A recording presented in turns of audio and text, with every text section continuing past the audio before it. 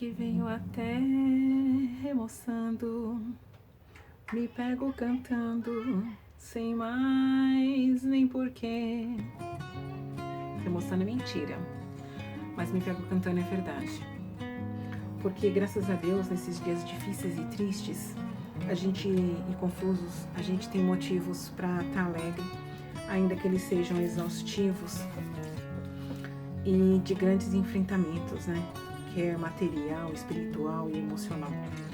Porque a nossa alegria vem de Cristo, né?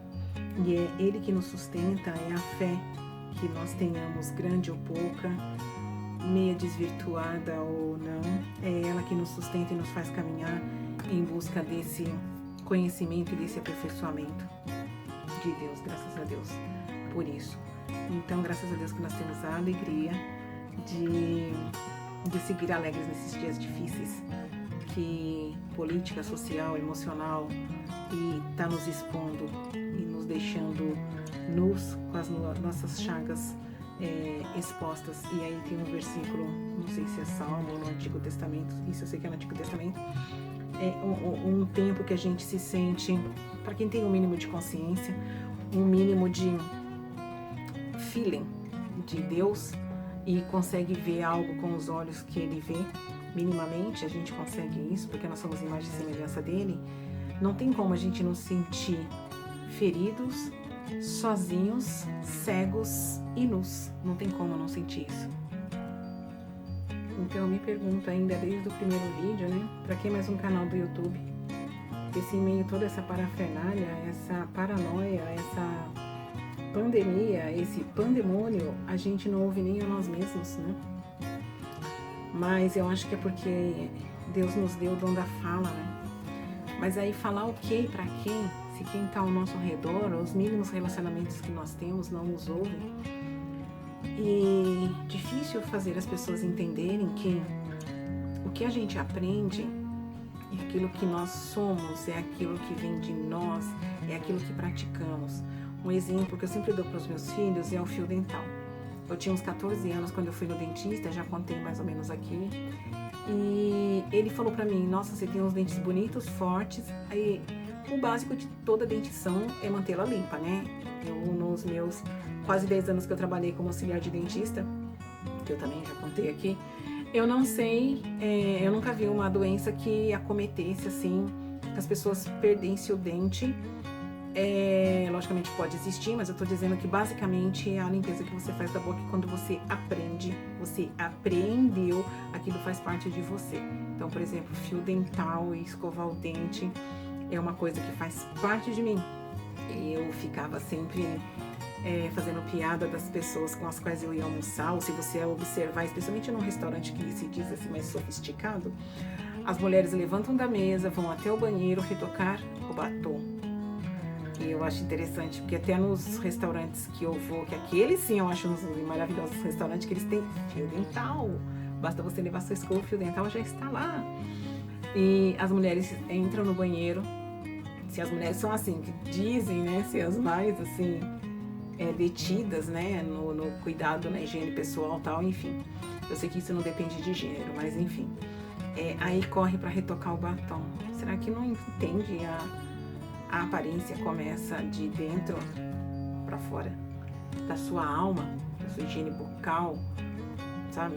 Do seu respirar, do seu pulmão, né? Tanto é que com tanta tecnologia, tanto conhecimento, né? E conhecimento é isso que eu tô dizendo, é algo que você apreende e traz para sua vida. Tipo, eu não vejo nexo jogar fumaça dentro do meu pulmão, sendo que o meu pulmão ele vai ser saudável e vai responder bem às funções que ele tem que fazer se eu jogar nele oxigênio e não fumaça de qualquer tipo. Então, por exemplo, o Silvio Santos tinha uma piada, né, um tempo atrás, ele falava, você fez ensino fundamental? Então eu tenho vontade de perguntar para as pessoas que fumam, você fez ensino fundamental? Porque eu podia não ter grande noção, mas quando eu fiz ensino fundamental, clareou bastante essa noção. O pulmão é necessário que ele seja oxigenado, mas enfim, a gente caminha assim, né? Gosto das expressões que eu tenho ouvido muito desde Gênesis 3. A gente caminha assim, de mal a pior. e precisando da glória de Deus até para entender como manter a si mesmo, para que a gente não abrevie o tempo de vida e siga no tempo determinado por Ele, porque Ele determina muitas coisas, mas a gente encurta muitos caminhos e a gente também posterga muita coisa, né?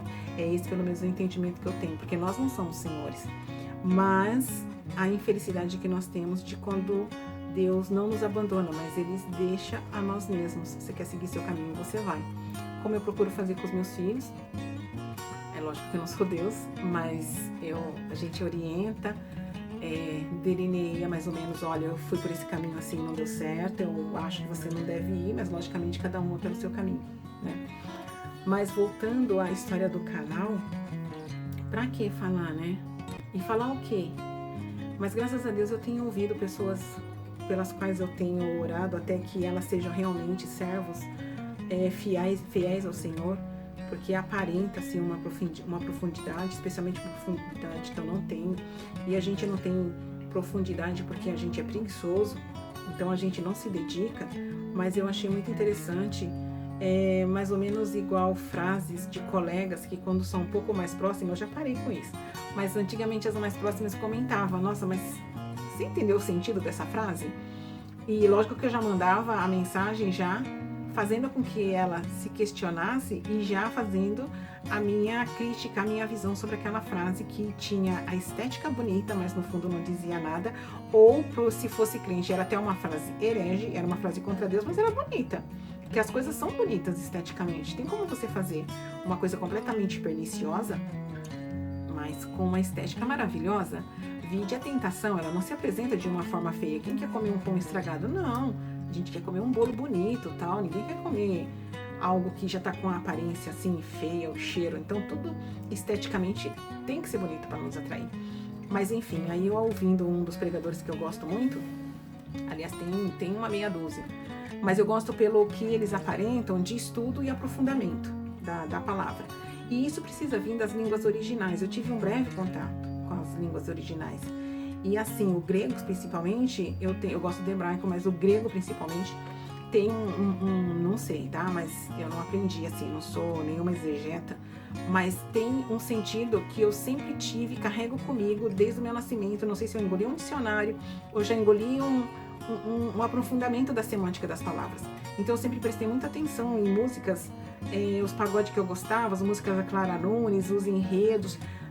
Não só quando se fala enredo, de toda música ela tem um enredo. Tirando hoje, né, que não precisa ter um enredo, que tiro foi esse? É só uma pergunta.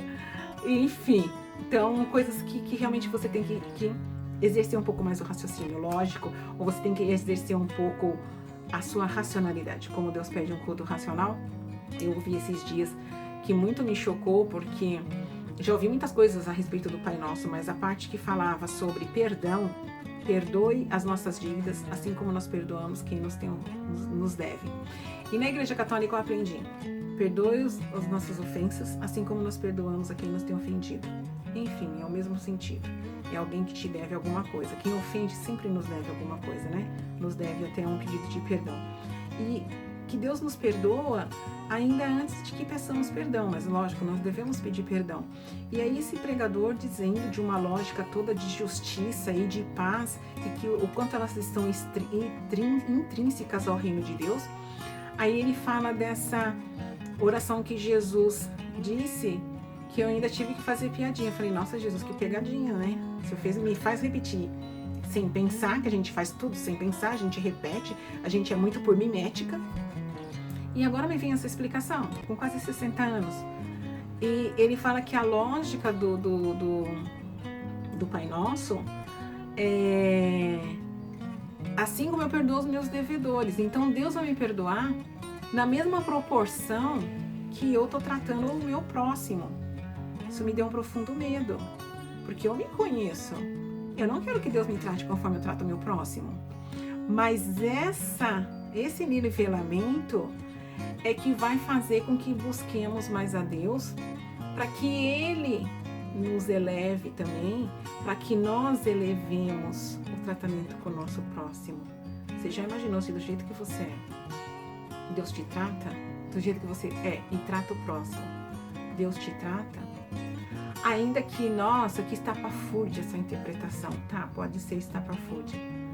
Mas mesmo você afirmando, sem refletir, que quer que Deus perdoe você, como você perdoa, dá pra cair de joelho de novo chorando e pedindo perdão e comunhão com esse Deus. Porque a gente não quer ser tratado como a gente trata os outros. A gente nem quer que Deus nos trate como a gente mesmo se trata. É maravilhoso ouvir essas coisas, porque tem um espírito de época maligno que só faz com que ouçamos o que nós queremos. Então você quer a unção do carro, a unção. Eu também quero a unção de uma chácara. É difícil, hein? Mas é isso que Deus quer, é que a gente viva uma vida, como dizia antigamente, regalada, e que no espírito maligno foi isso que a religião institucional disse pra gente, que olha, quando você tiver isso, as coisas, aí você tá sendo abençoado. Bem grosso modo, e correndo o risco de errar, mais ou menos é isso que está no livro clássico de Max Weber, A Ética Protestante. A gente, se perdido de Deus, a gente começou a procurar símbolos para que nós justifiquemos para nós e para os outros o quanto nós somos abençoados, e se somos abençoados, e somos abençoados. Então, né, eu gosto dessas coisas que me põem aflita, temente a Deus e de joelho. Pai nosso que está no céu, tem misericórdia de nós.